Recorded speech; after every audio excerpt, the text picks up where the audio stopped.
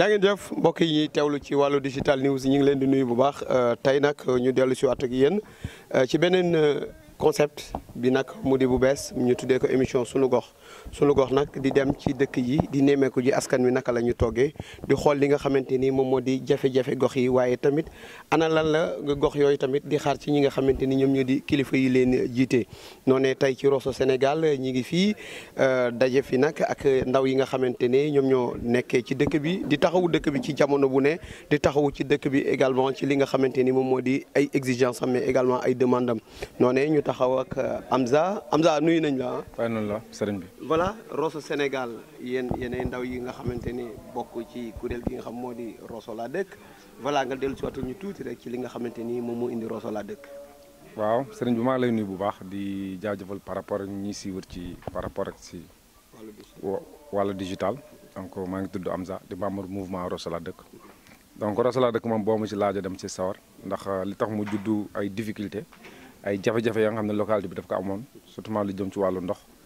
ci noonu la mouvement bi juddoo en 2017 le 10 avril donc 2017 c'est le mouvement bi juddu mu nekk benn mouvement ba nga xam ni donc soo koy classé da nga koy classé société civile c'est un mouvement apolitique mais objectif mouvement bi rek mooy taxaw si ay jafe-jafe Rosso donc boobu léegi ñoo ngi ci donc malgré pendant 5 ans 6 ans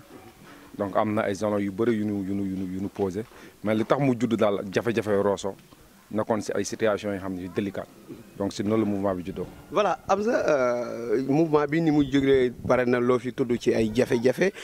ci ban jafe-jafe la mouvement bi taxawagum ba réussir ko.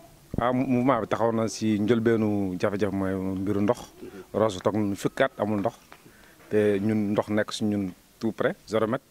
ñu am benn château d'eau ba nga xam ne meuble la gis nga ko moo noonu moo nekk si wetu armeel yi. meuble la parce que Rosso ndoxam Richard Toll lay jógee. Rosso mu ñu nekk 25000 habitants sunu ndox du jóge Richard Toll ba léegi parce que ndoxu Rosso mu ngi ñëw en 1975 boobu Rosso ñu ngi tolloon si 5000 habitants donc Rosso actuellement mu ngi ci 25000 habitants kon donc Rosso war na mën a am extension en eau te loolu moom la ñuy wax état bu Sénégal ndax Rosso mënutul dépendre ci Richard Toll ndax boo xoolee tuyau bi Richard Toll lay jóge ba fii donc jusqu'à présent sax dañu am ay jafe-jafe ndox dafa xaw a tànn kese si noonu la mouvement bi juddoo te mouvement bi réalisé nu jëm si wàllu ndox beneen bu des mooy tabax nañu salle de classe si niveau lycée bi ndax lycée bi dafa amoon presque ay 800 et quelques élèves donc ñu yëg loolu ñu tabax fa benn salle de classe soo demee si lycée bi aussi daa ko fekk donc beneen anam bi des mooy suñu dëkk am na ay jafe-jafe ambulance fexe nañu def tu porte combat bi dénoncé ko si wax ko opinion nationale bi ba état bi intervenir mooy ambulance bi nga xam ne moo nekk si poste 1 bi beneen bu des mooy li gën am solo mooy tabax nañu beneen citoyenneté fexe nañu def tu ba éveiller masse bi ba ñu comprendre ba tey am nañu yaakaar ni échéance yi di ñëw dina changer ndax tey Rosso am na beneen mentalité ba nga xam tey am na fi te loolu lu tax mu judd si à cause mouvement Rosso la dëkk parce que mouvement la ba nga xam ne tey suñu objectif mooy fexe def tuuba yee ndaw ñi. mais voilà Amza li bu ñu la déggee li nga wax yëpp ci Rosso ci ay jafe-jafe yoo xamante ni mi ngi ci dëkk bi ak yoo xamante ni sax le mouvement Rosso la dëkk moom moo ci taxaw ba mu lijjantiku dañuy am tuuti njàqare par rapport ak dëkk bi nga xamante ne commune frontalière la fii trafic bi dafay dem ak di ñëw économie bi ça bouge voilà mu xanaa amul revenu. waaw xam nga Rosso mooy deuxième porte Sénégal à part Dakar Rosso mooy vitrine Sénégal tey boo jógee ci pays Europe yi ci pays Europe yi boo fi jógee ci voie terrestre ak ci pays Maghreb yi ak ci sous-région bi Rosso Sénégal ngay jaar Rosso tey poumon économique la Sénégal tey bu ñuy wax Sénégal si ñaari mbir rek day amee xaalis si recette ak impôt te tey douane bu Rosso Sénégal mooy deuxième douane boo xam ne moo ëpp lu muy dugal si trésor public kon donc Rosso tey war na mën am beneen xar kanam mais tey loolu lu ko indi yëpp mooy dañu am jafe-jafe njiit parce que tey koppar boobu alal boobu noonu dafa am ña nga xam ni ñoom ñoo koy collecté moom mooy municipalité bi donc tey alalu Rosso jëmul si Rosso dafa jëm si ay poche nit la jëm parce que boo xoolee dëkk bi dañuy def ay recouvrement dañuy collecté mais boo xoolee collecteurs yi ñoo gën avancé sax dëkk bi maanaam juuti yi barki Bañes damay wax waa Rosso Sénégal ñu ngi may dégg juuti yi ñoo gën baax sax Rosso Sénégal que këru juuti yi ñoo gën baax Rosso Sénégal. mais ñëwal ñu ci phénomène boobu lan moo indi situation boobu. situation bi li ko indi mooy dañuy dagg juuti ci ay main levée loolu amatul tey Mauritanie bii rek ñuy wax dëkk la ba nga xam ne amul yoon amul nangam soo fa demee appareil nañu yor pour ñu daggee dafa am traçabilité c'est-à-dire juuti yi dagg yi li ñuy daggale seen poste la jëm seen diggante ak mairie maanaam am na xaalis ba nga xam ne lii day dem trésor mais lii ñoom ñoo koy lekk juuti yi ñoo koy lekk lii maire moo koy lekk noonu la demee li nga wax garaaw na de. alalu Rosso Sénégal dama lay jox exemple xam man li may wax lu nekk mën naa ko démontrer Rosso 1 million oto moo fi jaar par at minimum am na frigo marocain yoo xam ne dañuy fay 10 000 am na oto yu mag yoo xam ne 7 500 dañuy fay oto bi gën a suufi 2 000 lay fay léegi jëlal 1 million nga multiplié ko par 3 000 lu mu lay jox 3 milliards kon donc xaalis boobu fu muy jaar moo tax ma la xaalis bi si diggante juuti yi ak mairie bi lay jaar léegi nag système de collecte bi bu ñu bëggee xaalis boobu Rosso tey war na mën a am budget wu 800 millions ba 1 milliard mun a nekk mais il faut que collecte bi mu am traçabilité boobu nag du leen ana tey Rosso ñëpp bëgg nekk juuti ndax situation bi. nekk ñëpp bëgg a nekk juuti parce que xaalis Rosso dañ koy lekk. dafa am buñaa quoi. dafa am buñaa dañuy sàcc xaalis bi. pour nga comprendre. xaalis Rosso dañ koy sàcc. donc c'est ça. mbokk yi di fàttali nu yéen ñuy teewlu ci wàllu digital news ak émission bi nga xamante ni moom moo di sunu gox ni ma ko waxee léegi mu di émission bi nga xamante ni moom moo di dem seeti gox goxaat yi tey ñi ngi seet si ñi nga xamante ni ñoom ñoo di mouvement Rosso la dëkk nekk fii ci Rosso Sénégal nekk ak Amza mais Amza buñ la déggee tey situation bi nga xamante ne wax nga ko ci commune bi wax ko ci ñi nga xamante ni ñoom ñoo di les collecteurs te ñu jàpp ni foofu moom mooy niche principale bi nga xamante ni fa la commune war a jëlee ay ressources yoo xamante ni moom moo war a développer dëkk bi mu nekk benn njàqare comme ni nga ko waxee mais tey kon la commune voilà lan mooy ay ressources am kon. xam nga tey li may wax lu koy dëggal maire bi fi nekk bi ñamawul sax ñamul exploité compte ma xam ne ka compte administratif la te tey boo demee ci article 6 code des collectivités locales may na bépp citoyen bu dëkk ci département ak bu dëkk ci commune lépp luy budget lépp luy compte administratif lépp luy arrêté lépp luy contrat am nga droit jot ci say frais depuis 2009 amul benn doomaanu Rosso ba nga xam ni jot na ci compte administratif xam nga budget sax garaaw mais compte administratif dina la permettre nga xam dépense ak recette parce que commune yi ci loolu ak dañuy collecté la dépense la recette la ak dépense c'est-à-dire daa mën a xam budget réel bi mais ñamu ko joxe. lan moo tax loolu. parce que maire bi fi nekk liggéeyam leerul jubul maire la ba nga xam ni maire bu dëng la. mais li nga wax garaaw naa. moom laa lay wax parce que boo xoolee tey maire yi nekk Sénégal maire bu Rosso Sénégal moom moo si gën dëng moom mooy Cheikh Gueye. moo gën a jubadi ci maire yi nekk si Sénégal. moo gën a jubadi ci maire yi nekk Sénégal parce que Rosso mooy la seule commune ba nga xam ni da ngay ñëw laaj ay documents yoo xam ne en tant que citoyen da nga ko war a am te doo ko jot. beneen bu des mooy lii firndeel loolu ñemewul sax wut secrétaire municipal. kon Rosso amul secrétaire municipal mais voilà kon seen évolution administrative bi nan lay demee su fekkee amul leen secrétaire municipal. actuellement mairie bu Rosso amul secrétaire municipal boo soxlee document dinaa la demal ci maire. boo soxlee document dinaa la demal ci maire boo demee ci maire daf lay dawloo gauche droite. tey man am na compte administratif bu ren bi xam fa laa gisee. bu 2020 bi parce que compte administratif 2021 mënoo ko am. compte administratif 2020 nga am xam fa laa ko amee. fa laa gisee Rosso Béthio parce que lu tax loolu dafa am benn fonds Pakistan ba nga xam ne c'est 25 millions. fonds yooyu noonu ay investissement état la. parce que Pakistan ñoom ay partenaire état nañu. fonds yooyu noonu mënoo ko jot fonds yi mënoo ko jot te publié woo amul ka compte administratif boo xam ne da nga koy publier ci place publique yi. mais publié wuñu ko fii à Rosso. dañ dem ba Rosso Béthio ci préfecture bu nekk Ndiaye ñu publier ko fa parce que foofu c'est obligatoire soo ko publier sous-préfet bi dafay def décharge firndeel ne affaire bi publier nga après nga soog a mën décaissement nga soog a mën jot décaissement xaalis bi. mais selon yow lan moo waral démarche boobu war ko mën publier Rosso Sénégal population bi nga xamante ni ñoom la concerné ñu am information bi lan moo tax ñu bàyyi Rosso Sénégal dem defee ko au niveau de la sous-préfecture. parce que bugul population Rosso xam parce que bu ñu gisee compte boo xoolee compte administratif bi. soo ko xoolee da nga xam exactement budget bi donc maanaam gestion bi leerul dañ ko luubal parce que man li ma jàpp mooy lu tax man ma apprécier maire Talla Sylla mooy le seul maire Sénégal ma nga xam ne chaque 6 mois dafay dina woo population kees yëpp mu def bilan mi-parcours si 6 mois parce que man bu dee maire bu normal nga noonu nga war a def parce que dañ la dénk donc dañu jël alal dëkk lu mu ñu dénk la ko mais jàppal ni daal maire yi nekk Sénégal maire bu gën dëng moom mooy Cheikh Gueye. déet waay xam nga Amza man le mouvement Rosso la dëkk parfois les gens dañ leen di admirer par rapport ak seen engagement citoyen par rapport ak seen engagement social mais parfois aussi da ngeen di xaw a yore un comportement activiste de trop est-ce que loolu aussi en quelque sorte voilà xawul émailler seen procédures yi. léegi yow suñu comportement d'après yow li ngay dégg li que lan nga si gis lu ñaaw. non neewuñu ñaaw mais c'est-à-dire la manière dont vous dénoncez maire bi dafay sàcc maire bi dafay luubal maire bi dafay lii est-ce que aussi quelque part vous n'êtes pas un peu trop frontal par rapport au maire quoi. mais loolu mooy suñu différence ak ñeneen ñi xam nga sàcc moom sàcc la ñu ko mën tuddee xam nga kaña moom kaña rek la. donc sàcc la moo tax ñu wax sàcc la. bu fekkoon aussi dafa baax muy liggéey dëkk bi noonu ñu waxee mu ngi liggéey dëkk bi te duñ koy jàppale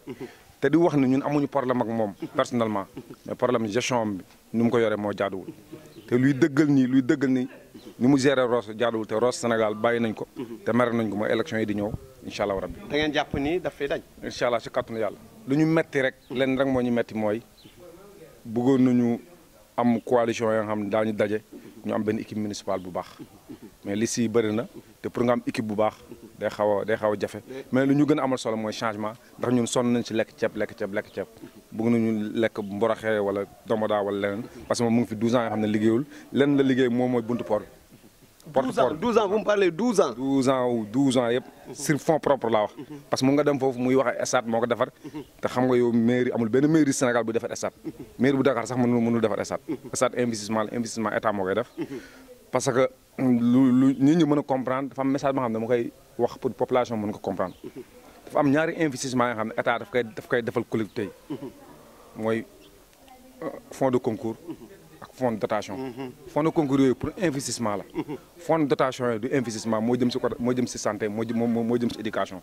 léegi nag fonds de concours yooyu noonu état bi dafa am ay partenaires yu mel ni comme ay ADM yu mel ni comme ay PACASEN ñooñu ñoo ñëw di jàppale collectivités locales yi pour ñu mun def yenn investissement yi mag yi kon donc sur fonds propres depuis 2009 pendant 12 ans Cheikh Gueye lenn la si defar mooy porte-port bi te neen 350 000 la ko defaree lii de si poosam la ko def. voilà Amza leneen lu ma bëgg nga wax ma ko xam nga yaa ngi dénoncé yaa ngi attaqué yéen a ngi wax le maire dafa def lii dafa def lee également bare na lu ngeen wax ci dégradation wu dëkk bi mais au-delà de tout ça au-delà de effort yi nga xamante ne yéen def ngeen ko ak yi ngeen taxawu yëpp mais ban jëmm ngeen am pour opposer wu ci façon gestion boobu maire bi di def. waaw xam nga ñun moom gestion maire bi ñun ñooy le seul mouvement ba nga xam ni ñun dañuy taxaw dénoncé ko xeex ko ba ñëpp gis ko bu opinion nationale bi gis ko parce que ñun porté nañ ko plainte 2 fois ci wàllu foncier loolu jot nañu si wax man ak yow. Rosso mooy dëkk ba nga xam ne li fi nekk dafa garaaw dafa catastrophe maire bu Rosso Sénégal dafay dilapidé suufu Rosso. daf koy dilapidé suufu Rosso ngay gis ay nit yi nga xam ni. caxate xëyuñu gontuñu mairie nañuy toog te ñoo la gën baax situation yow xam nga loolu dafa garaaw. am na di nga xam ne ñoom maire nañu àndal. ñoo la gën baax situation te yow yaa ngi bay yaa ngi business yaa ngi def leneen ñoom situation yi nekk yow ñoo la gën baax la situation te ñun xëyuñu gontuñu te fu ñu ko teg rek mooy ay da ngay gis ay nit yoo xam dañuy jaay terrain Rosso ngay gis ñu jaay 13 personnes benn terrain man gis naa ko man dañ koy jaay ba koy jaay ay Guinéen si loolu ñu nañ jël porte plainte ci anam yu ñuy caxat-caxat suuf Rosso ñu porte plainte si grand tribunal bu Saint-Louis te def nañ ko 2 fois en même temps jëlaat plainte bi yóbbu ko ba Descos te maire bu Rosso moo ko def parce que dafa am ay 48 hectares yoo xam ni dañ ko séddale ci anam yu ñu ko séddale sax jaaru yoon parce que tey lotissement mënoo ko def te amoo autorisation te tey suufu Rosso bi séddale nañ ko sans autorisation ministère parce que da nga foog nga am autorisation nga soog a mën a am nga soog a mën a am lotissement. beneen ma des mooy boo leen waxee du naan am nañu lotissement tey boo si amoon kayitu kër boo demoon domaine di wut pour def prêt bancaire si par rapport si sa kayitu kër am na document yu ñu leen laaj boo ñëwee mairie bu Rosso du naa la amuñu ko. mais lan mooy aboutissement wu plainte yooyu ngeen def. plainte yooyu luy aboutissement am ñun lu ñu mën en tant que ay citoyen li ñu mën mooy gis nañu mbir am na dénoncé nañu ko en même temps yóbbu ko ci kanamu yoon léegi nag yoon moom mooy topp mooy bañ topp parce que procureur moom mooy topp su ko neexee mu bañ topp mais ñun aussi duñ tàyyi bu ñu toogaatee diir yëga donc amul benn réaction daañu dem xool suñu plainte fu mu toll même bu laajee ñu yëngalaat dossier bi ñu yëngalaat ko teewul aussi ñun suñu principal arme moom mooy dénoncer moom mooy wàcc sur le terrain loolu moom ala kulli même bu yoon deful yoon ñun aussi en tant que ay citoyen li nga xam ne constitution may na ko muy article 10 bi nga xam ne constitution may na ñu exprimer wu avec image avec plume avec marche pacifique ñun dañ koy def ala kulli te am nañu yaakaar bu baax li fi nekk dina dañ. am nañ ci yaakaar yéen moom je pense comme ni ma ko waxee léegi yéen moom ay vrai activiste ngeen di fàttali ni comme ni ma ko waxee léegi tey ñi ngi ci émission sunu gox di dalal Amza mi nga xamante ni kenn la ci mouvement bi nga xamante ni moom moo di Rosso la dëkk Amza au-delà de tout ça Rosso aussi tamit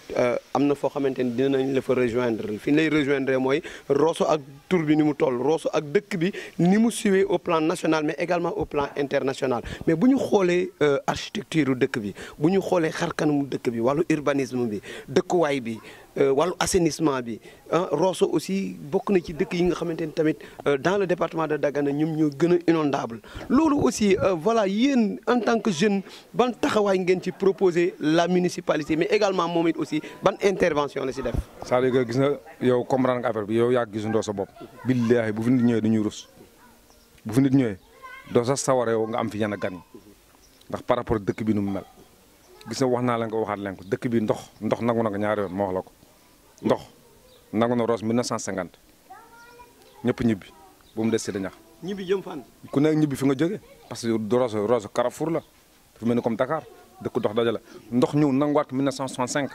loolu moo indi digue bi 1966 digue bi ngay gis ni loolu moo ko indi xam nga tey booy gouverner c'est prévoir te maire bu Rosso fii la juddoo.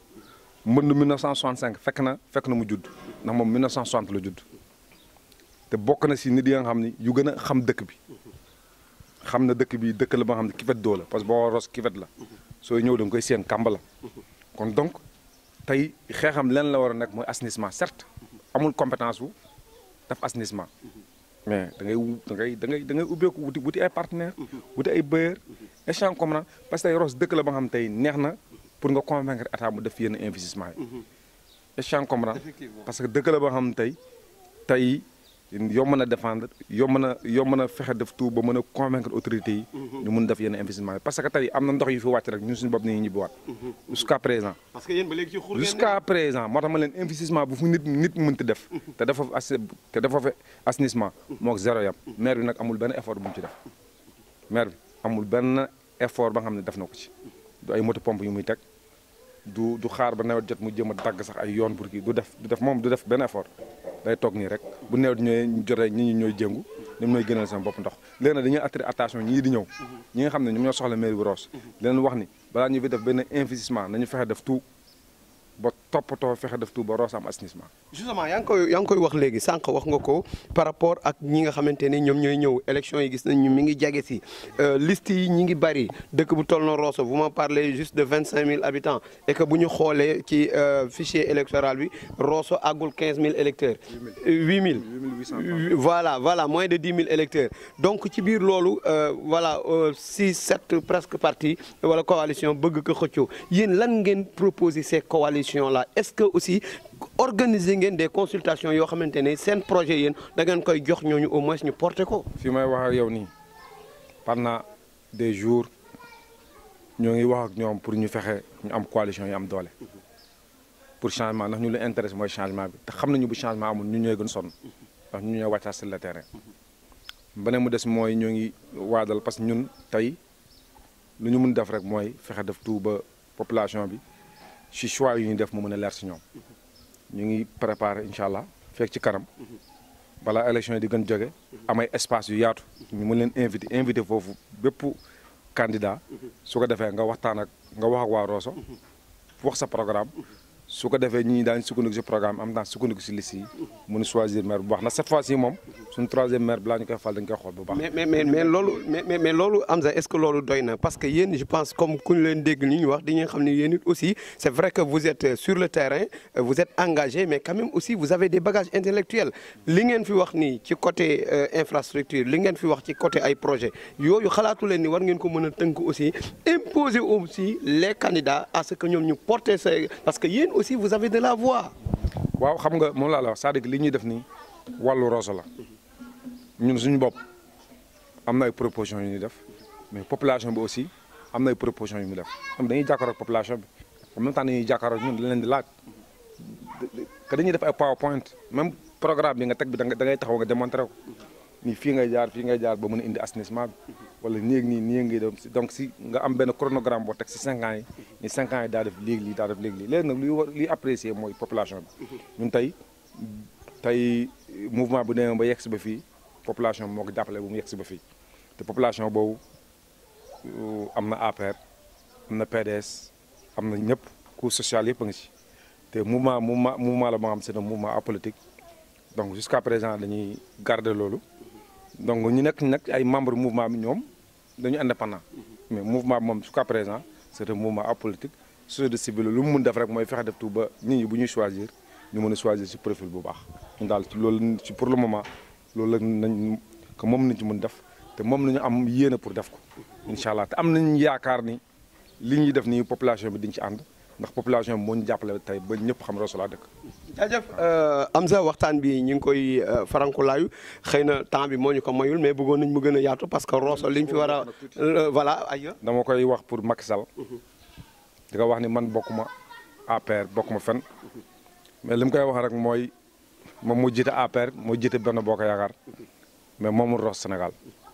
te incha allah si élection locale yi daañu ko wan ni moomul Rosso Sénégal ndax daani sanctionné candidat bi fi nekk nag candidat bi fi nekk mooy candidat boo xam ne moom la waa Rosso gën a bañ ndax lan ndax Rosso dañu amoon si moom yaakaar mu tax fukki at ak ñaar deful dara Rosso incha allah si kàttan yàlla dañuy wax waa Rosso yëpp mun ngeen votal ku nekk ba mu des Cheikh Gaye tout sauf Cheikh Gaye jërëjëf.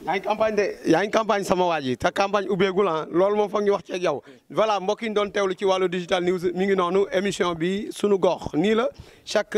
période wala chaque semaine ñu dem ci benn zone seet ji dëkk ba na mu mel wala gox ba na mu mel yan mooy jafe-jafe yi askan wa naka la ñuy dundee ndaw ya fa nekk yan la ñuy proposé ban taxawaay la ñu am rek ngir fexe jàppale société bi jàppale communes yi surtout mais également jàppale réew mi ngir mu mën a jëm kanam. surtout nag ci dëkk yi nga xamante ne ñi ngi am yenn jafe-jafe émission bi maa ko présenté tey waaye ci yeneen jamono di ngeen gis soxna ma jigéen mu ñëw ànd ci ak yéen voilà Amza looy tàggoo. waaw li may tàggoo rek dañuy ñaan yàlla yàlla mi nga xam ne moom mën moo am te ñun amuñu lenn lu Rosso te bëgg nañu Rosso changé te xam nañu Rosso mën na changé am na potentiel boobu am na ressource boobu am na alal boobu yàlla na yàlla may ñu am. njiit ba nga xam ni dina am yërmande te yàlla dina ko kàttanal jàppale ko ba Rosso mën a changé ñaan yàlla changé ñu li fi nekk indil ñu loo xam ne moo fi gën xam ne ku ñëw mën a respecté Rosso jërë ngeen jëf. jaajëf mbokk yi noonu la mooy li ma leen waxoon émission boobu sunu gox nii la ñu joxanteeg yéen rendez-vous beneen jamono beneen numéro sunu gox ak beneen invité jaa ngeen jëf.